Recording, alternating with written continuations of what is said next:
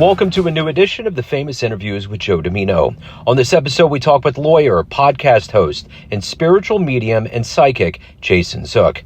As a spiritual medium and psychic, Jason has been providing accurate advice and guidance within many different social contexts since August of 2004.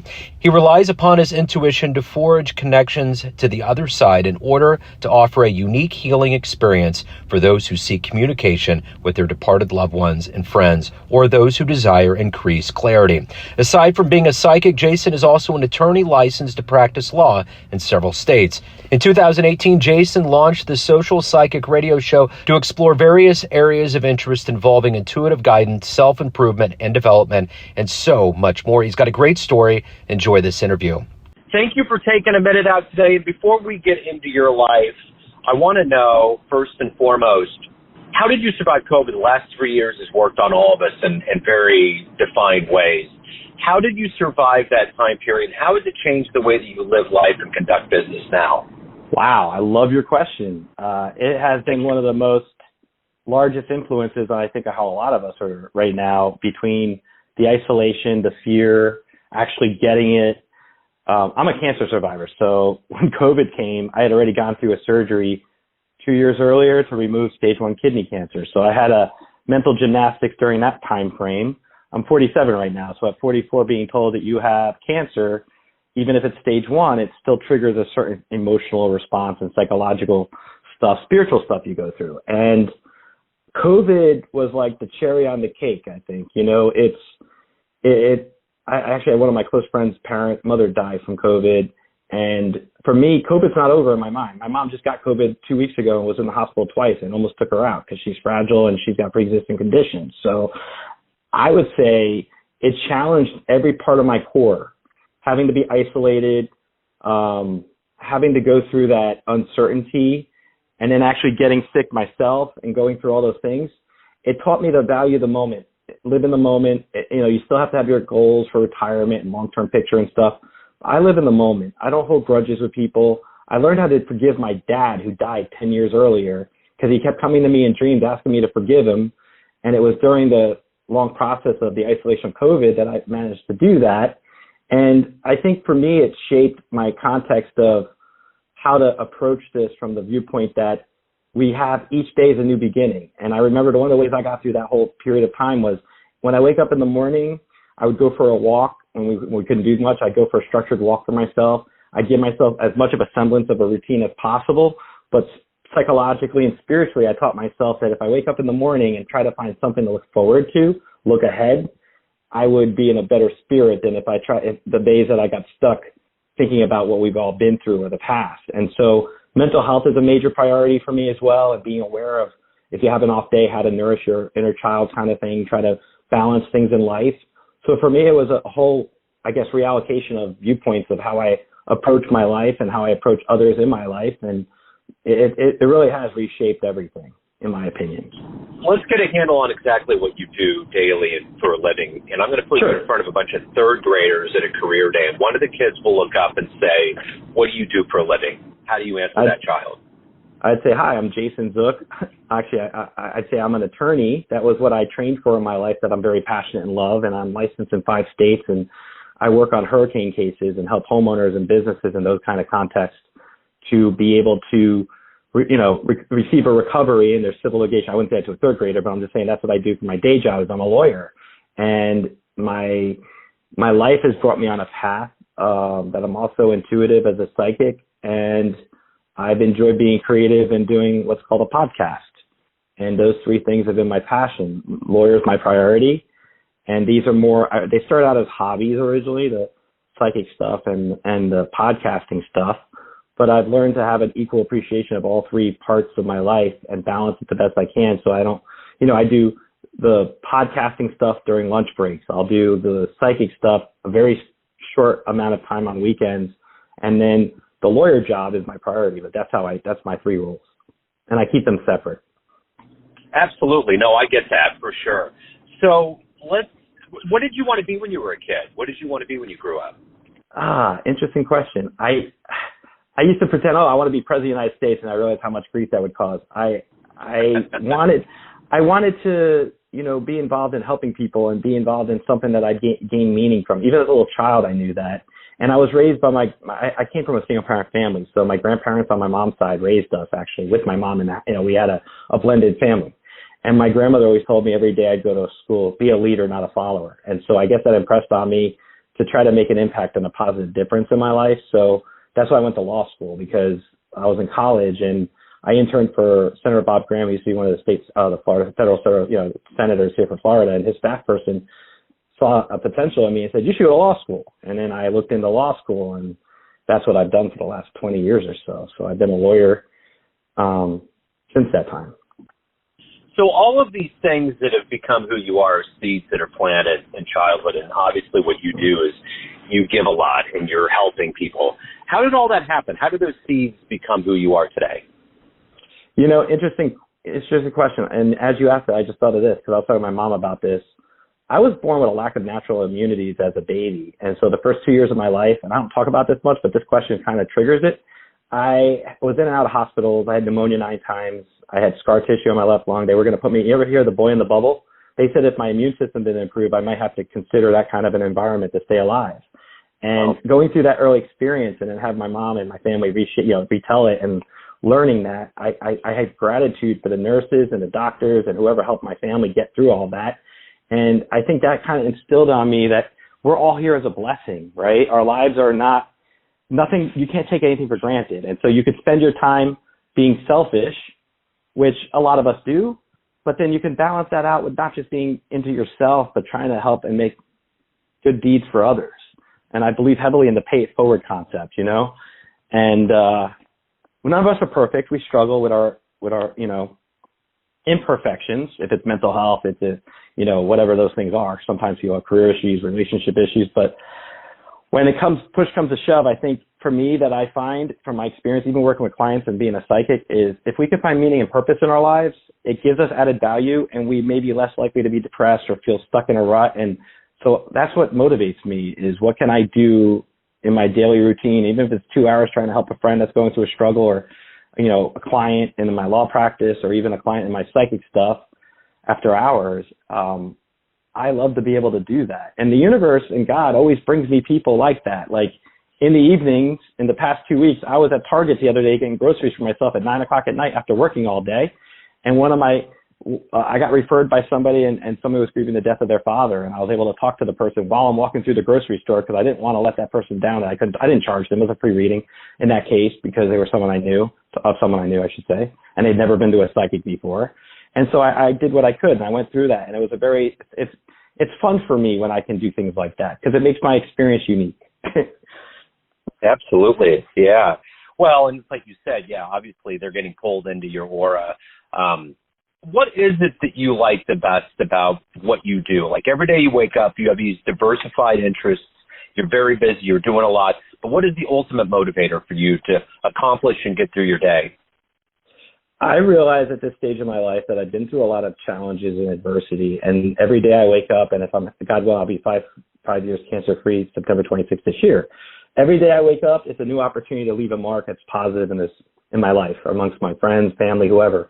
And I feel like my talent sets are what they are. We all doubt ourselves, and trust me, I've been prone to doubt myself a lot in my life, especially like the last few years. You sit and you kind of just sit in your own, and you can overthink things. And I think one of the things I've learned is to not overthink. And if I do start overthinking, trying to get myself in my mind busy on other things. And that's where my meaning and purpose come through being, my multiple roles that I've been describing, is if I can focus on doing things creatively, for example, on a weekend, or working analytically in my day job, or, counseling somebody and connecting them to their loved one at another time. It can be a little dizzying sometimes, because if you do all that in the same day, it'd be a bit much. But I pace it out in such a way where I'll take away one to do the other. So for a while, I was doing psychic readings more last year. Now that I'm doing the law stuff, I cut back on the readings, and I just stick to the law practice while I become acclimated to this new job and new role. And then I just kind of go with the flow. But for me, that's what I feel like, the whole pay it forward thing. If I have something that I have a talent that I can help someone with and make them feel better and give them some reassurance and clarity, after I do readings, I feel like I have endorphins that pop in. It's like going for a good run or going to the gym and having an amazing workout, The endorphins from helping, knowing you could help someone spiritually and talking and linking them up to a deceased loved one, or, being able to do the other things I do. I've been given these abilities to work with people, and that's how I see it. So you get to talk to a lot of people and help a lot of people, but let's say you could help yourself. Let's say you have a dream tonight, you run into the younger version of yourself, and you could give that version of you a piece of advice based on the wisdom you've gained through your life and the roads you've been down. What would you tell your young version? I love that question, by the way. I'll have to borrow that in the future. I'll attribute it to you. Yeah. I would tell myself, don't think of the worst case scenario when something challenging is presented in your path. And what I mean by that is, hey, my doctor tells me you have cancer. Well, for a week or so, I'm like, I'm halfway between living and dead right now. I thought of what if the cancer is more spread? Because for 3 months 2 months I had to wait for the MRI to get scheduled to confirm it was just stage 1 kidney cancer, because they had masses on other parts of my other organs at the time that turned out to be shadows or whatever. So for those 2 months, I really thought the worst case scenario, but I had to keep a strong face. And I would teach my younger self, from many years ago, I used to get so hung up on rules, so hung up on, I was an overachiever. In college, I was in 15 organizations and I wound up running 10 of them. I just always got lost in the minutia of trying to be the best version of myself and for other people to approve. And I've learned at a later stage in life not to be as focused on what other people think of me, but to be more focused on what I think of myself and what I value and what's important to me. And so I would tell my younger self, don't get so hung up on the minutia. Focus on the big picture and don't doubt and overthink things. And if anyone comes your way that's negative, try to figure out a way to keep them away from you so that you can stay focused and do what you need to do. So in your life up to this point, with everything that you've done, what are you the proudest of? I love being a lawyer. I love my podcasting stuff. The psychic stuff, I just consider it's intrinsic within me. Like someone has brown eyes and brown hair. I feel like the psychic thing got passed to me through my grandmother and my mom, and I know other family members are intuitive too. So I love the lawyer side of me because I had to work really damn hard to get that stuff and borrow loans from student loans. And so I would say probably that. But I think maybe my ethics and my morals, when you're challenged with challenging situations, being able to make the right decision for yourself and feel good about it afterwards. That's what I'm most proud of. I know it's a kind of vague answer, but for me, it's like I want to be able, at the end of the day, I'll give you an example. My mom took ill. I want to be able to know that when she passes, I'm not going to have any regrets. And so many people come to me and have regrets when their parent passes because they didn't spend enough time with the parent, or they felt like they should have said something differently to the parent. Or I know in this case, like I'm doing my all for my mom right now. And I have the last 10 years and she did that for me. And so like, I think it's just being able to give the best you can do, knowing I have setbacks and stuff, but then also realizing in the big picture of it that I know for the most part, I make the decisions and they're usually ethical, moral, and I feel good about that. Like that I was raised in such a way where I can have that. So what's been one of the best fan letters, client responses you've ever gotten from your work? Interestingly, as a lawyer, I would say when clients in the past write emails thanking me for the work I did on their case, and that's always a good feeling. Or helping a client where, the insurance company offers them $5,000 on a hurricane claim and their house is destroyed. And after working on the file, and sometimes it takes a while with court, but getting them a 6-digit recovery or helping them put their lives back together, at least on that level. That's something that I would say. And as a psychic, it's funny. I have Google reviews and people write me reviews after a reading, and getting feedback from people is important to me. I like to know, and I think that feedback helps a lot. And I've gotten a lot of positive feedback over the years. Obviously, you don't mess with every single person you interact with, but for the most part, on the overall, I've enjoyed the positive feedback I receive from people I work with on whatever level that is, through the show, through my podcast, through my individual lawyering skills, or as a psychic. So everyone out there has a perception of you, an idea of who they think you are, your family, your friends, clients, colleagues, but ultimately you live your life. You're in control of everything. What's your perception of you? Who do you think you are? Interestingly, you phrased it that I'm in control of everything, and I don't feel like I'm in control of everything. And even if I sound confident, there's times I have inner doubt and struggle through mental health stuff, but I work through it. I'd like to say we're all 8-year-old children inside ourselves. No matter how old we are, we still have that part of ourselves that likes to play, likes to have fun, likes to smile, likes to laugh, likes to get out in nature. But as adults, we get so wrapped in these roles that we're supposed to be, you're a lawyer, you should be working all the time, or, you're a podcaster, you should do whatever. I'm just trying to give an example that I think we forget, and we lose that focus sometimes. And one of the things I've tried to do, especially during the pandemic and after, is do the things that help remind me that I have an inner child in myself, that self-love is so pivotal and so critical. And if you don't love yourself, who's going to be able to love you sufficiently? And a lot of us struggle with that. I think everyone struggles with it on some level, but we have a wall up, or we put our fences up, or we have a hard exterior.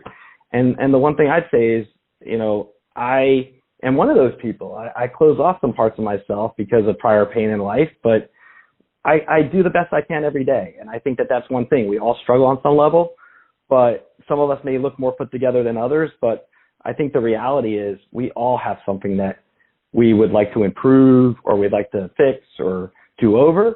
And I think that's something that sometimes I find myself internally dealing with. That I get through it, but I'm saying that's one of my struggles, is trying to, improve a situation in my life, like my personal life, or if it's a relationship or whatever, trying to find those right balances to things.